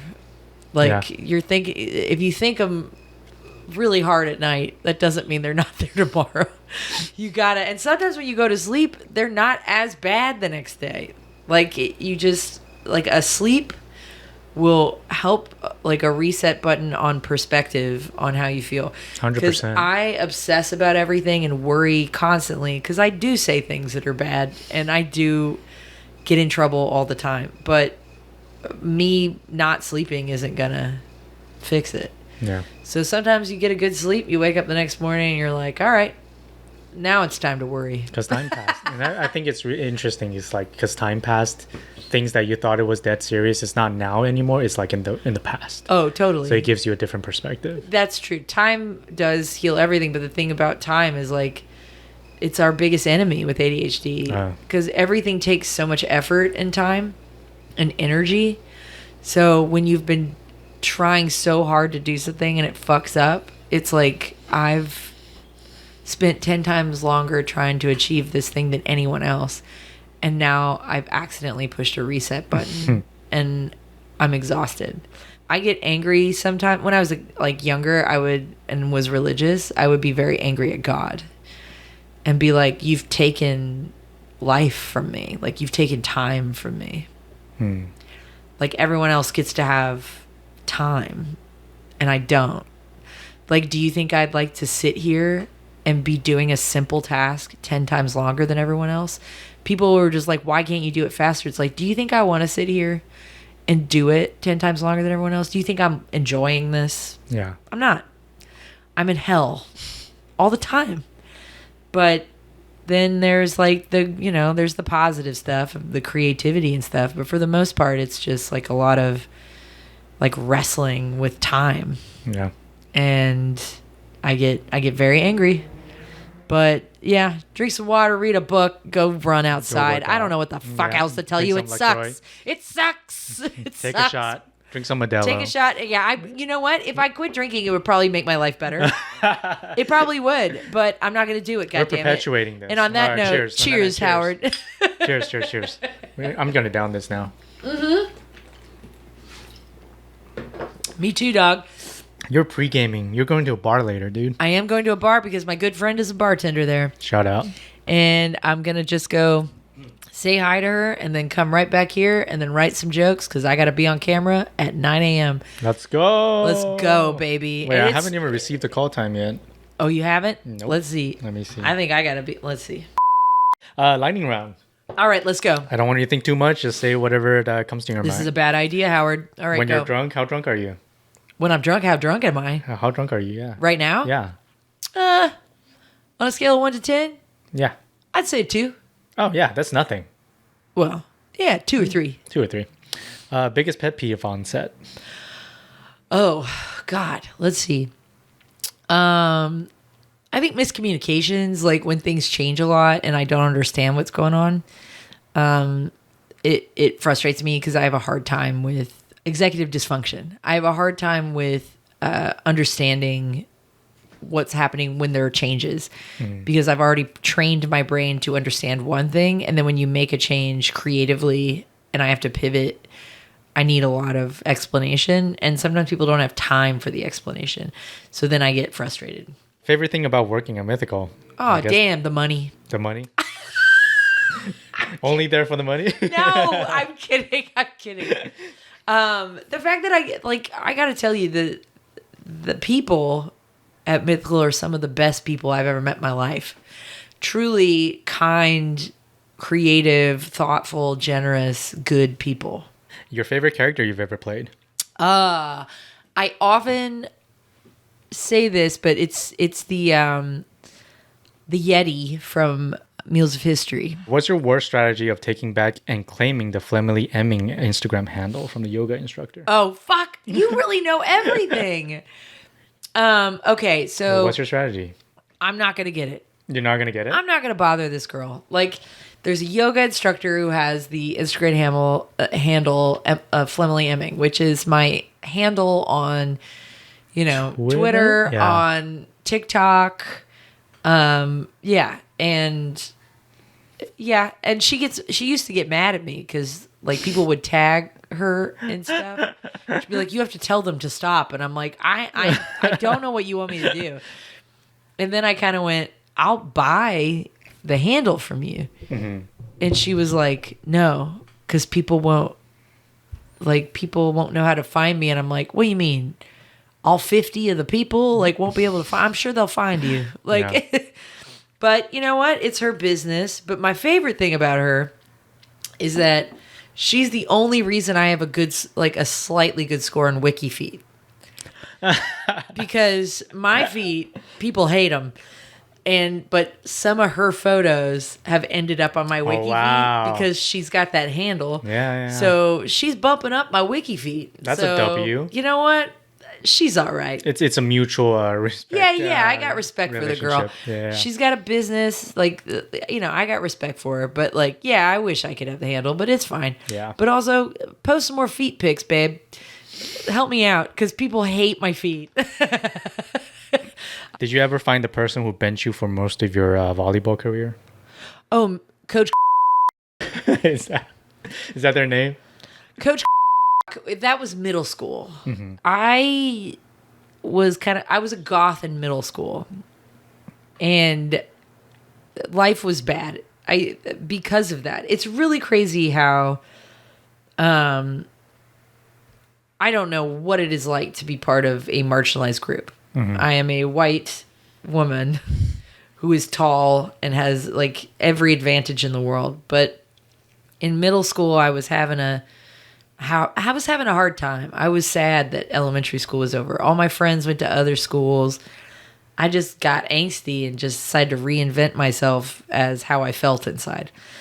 And that affected how teachers treated me, how people treated me in general, how my parents treated me. It affected everything. And it's so weird how just an outfit can make people discriminate against you.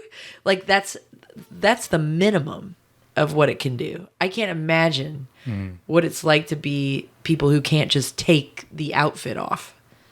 Do you know what I mean? Right. It was bizarre. I got handcuffed in the 8th grade. I wore a red bandana to school, and we had this 0 tolerance policy thing. Right. And so if you wore any gang-related symbols, you were immediately in trouble. And I'm the secretary for the Bloods or something. Who the fuck? What the fuck? But they the reason why they handcuffed me though is because I threw this emotional fit. Because when I get in trouble, I freak out. It's a part of the whole impulsive. I threw this entire huge fit in the middle of the hallway, and they had to subdue me. It was so bad. Mm-hmm. But I don't know. What was the question again? The question was, did you ever find Coach? Oh, Coach.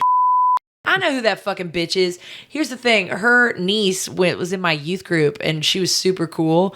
But I told her how much I hated that bitch. But here's the other thing that's crazy about. The reason why I was really handcuffed is the other thing. So they busted open my locker because 0 tolerance policy. They could just go through all your shit, by the way. And they went through my bag, and I had this diary where I was in therapy because I was a bit of a self-harmer in middle school. And I had to go to therapy or whatever. And I had this diary where I would say all of the negative things into this one diary. And then I had positive things for another. But in the negative one, I'd say some crazy shit like, I'm going to kill my volleyball coach.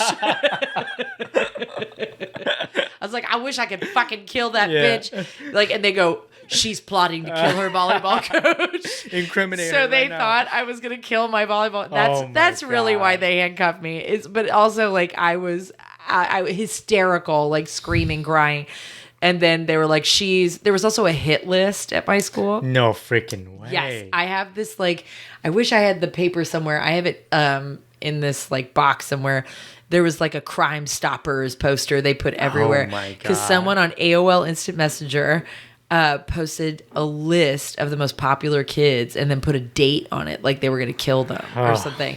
And so they never found the kid, but they decided when they busted my locker open and saw my diary that I was the kid. Oh my God. They thought I was the one who did the hit list.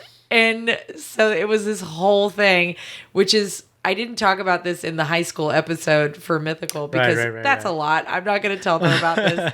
And, but that's why I ended up going to Catholic school, is because I had this goth phase that just kept getting me in trouble because people would just assume you were a violent bad kid because you wore black lipstick and Jinkos. Like, isn't that crazy? Like the satanic panic thing. Meanwhile, I was a Christian. I wore WWJD bracelets all over my wrists.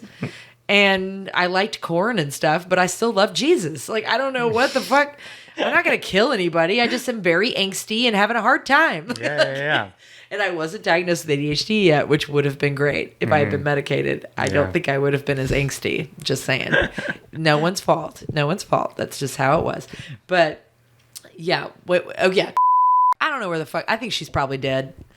But like, I mean, based on how many like spider veins that bitch had, I think that bitch dead. I know that those aren't like fatal or whatever, but I don't know. Seems clotty to me. LA Space or New York Walk? LA Space or New York? LA Space. LA Space? Hell yes. Mm-hmm. The sidewalks out here are huge.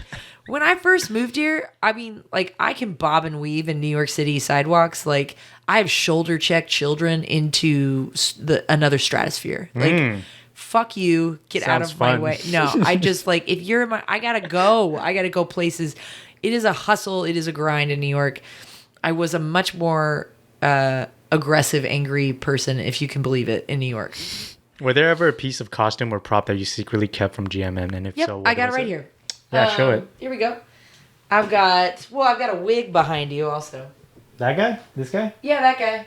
I got a lot of things, and it's not secret. I just keep shit. If they tell me not to, if they go, hey, you took this. So I've got right here, I wrote an episode called Not the Bees. Nick Cage Flick or Deodorant Stick. Okay. Where they told Rhett and Link the title of it might be the name of a scent of a men's deodorant or a Nicolas Cage movie. And so the prize was, Lucas made this. It's a No Not the Bees deodorant stick. And then it's wax, but if you move it up, it's got... Damn, it actually works? Fake bees in it. I thought that was real. Oh my God. No, it's not. I asked him to put real bees in there, but it's fake bees. And so I kept it because I thought it was like the first episode I wrote. One of your favorite films and why? The Princess Bride is my favorite film of all time. I saw it as a kid, like I was 4, I guess.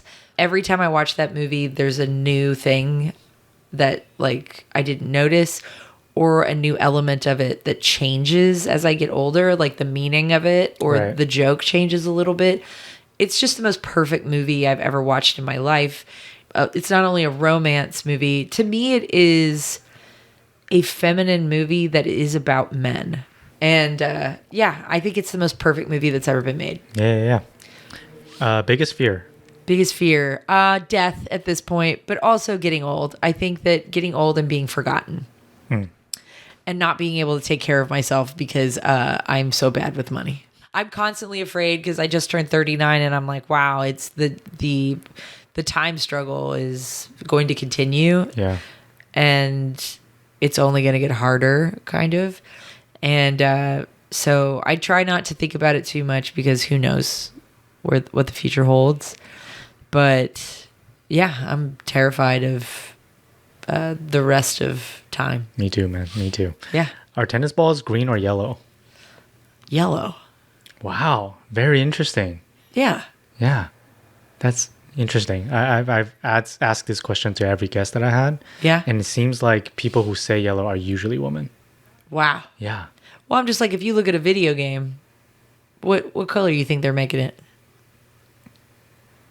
Because the court is green. So usually you're making a yellow to make it contrast. That's very interesting. Okay. Yeah. If you want people to recognize a tennis ball from a distance or in a cartoon or a commercial, it's fucking yellow. It's fucking yellow. Okay, great. Another yellow to the team. And this is the last question. Favorite podcast, and why is it this one?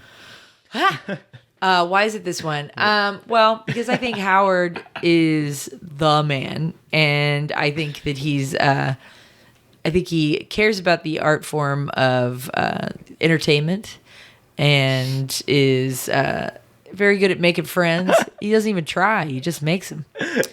And he's a drinker, which I appreciate. Hell yeah!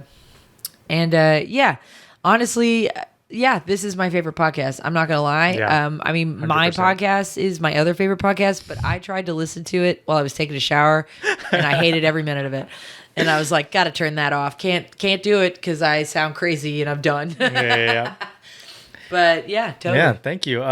Any last words? Any recommendation? Anything you've seen? Anything you've heard? Anything you've Sinners. done? Sinners. Just go see Sinners, man. Go see Sinners. That's another movie that I think is perfect. Like, the most perfect movies I've ever seen are Princess Bride, Oh Brother, Where Art Thou, and Sinners. I think those movies are perfect. 3 different eras.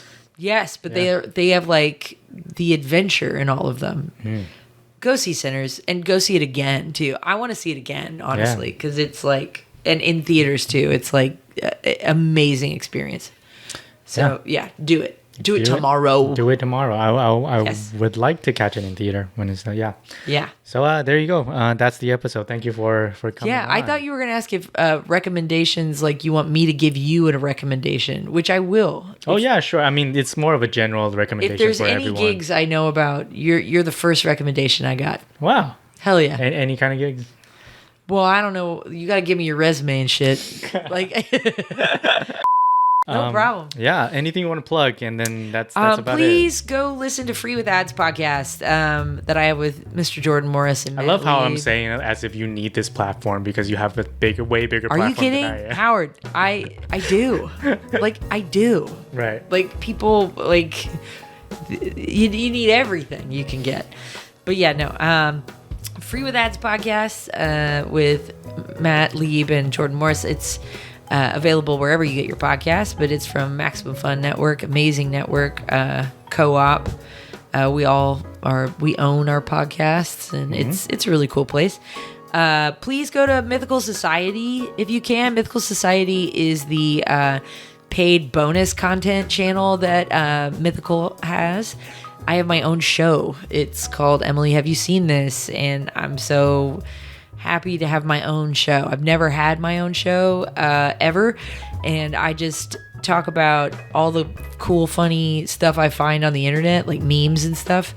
And trust me, I find a lot of it. I post too much to my stories, and people are annoyed. So this show is like, okay, I can replace the stories with this. Yeah.